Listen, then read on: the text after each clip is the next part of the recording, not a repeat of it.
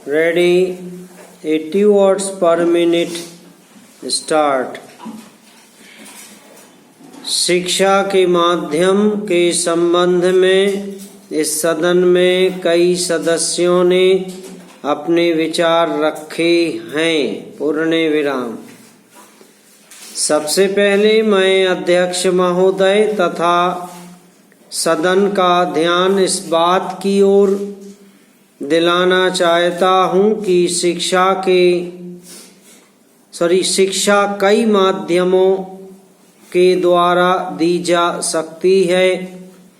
पूर्ण विराम। जितनी विचारधाराएं शिक्षा के माध्यम के संबंध में हैं कामा, चाहे वे प्रकृति का सौंदर्य हो कामा, चाहे ललित कला हो कामा, चाहे खेल कूद हो कामा, चाहे श्रम हो और चाहे भाषा हो कामा, उन सभी माध्यमों का इस्तेमाल करके हमें अपने विद्यार्थियों को ऐसी शिक्षा प्रदान करनी चाहिए जिससे उनके व्यक्तित्व का चहुमुखी विकास हो सके। पूर्ण विराम।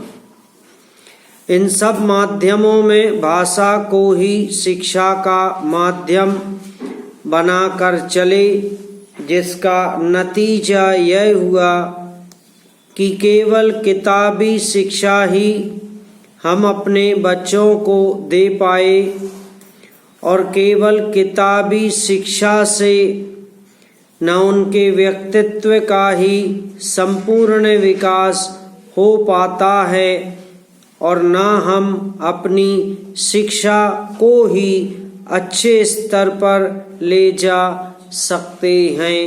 पूर्ण विराम।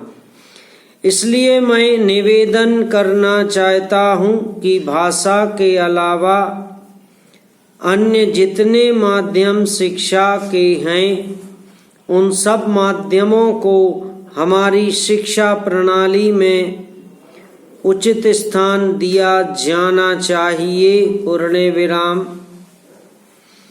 जहाँ तक भाषा का प्रश्न है कामा, दुनिया के सारे शिक्षा शास्त्री और हमारे कमीशन में भी जो शिक्षा शास्त्री थे कामा, उनकी भी यही राय थी कि शिक्षा का माध्यम अगर कोई भाषा हो सकती है तो वह मातृभाषा ही हो सकती है। पूर्ण विराम। मातृभाषा के अतिरिक्त अगर अन्य किसी भाषा में शिक्षा दी जाती है तो वह अच्छी शिक्षा नहीं कही जा सकती। पूर्ण विराम। उसमें बच्चों की शक्ति की बहुत हानि होती है। पूर्ण विराम। जो शिक्षा हम मातृभाषा के माध्यम से 5 साल में दे सकते हैं, वह दूसरी भाषा के माध्यम से हम 15 साल में भी नहीं दे सकते। पूर्ण विराम। यदि वह बच्चे की मातृभाषा नहीं है तो उस भाषा में शिक्षा प्राप्त करने के लिए बच्चे को बहुत अधिक मेहनत करनी पड़ेगी। समाप्त।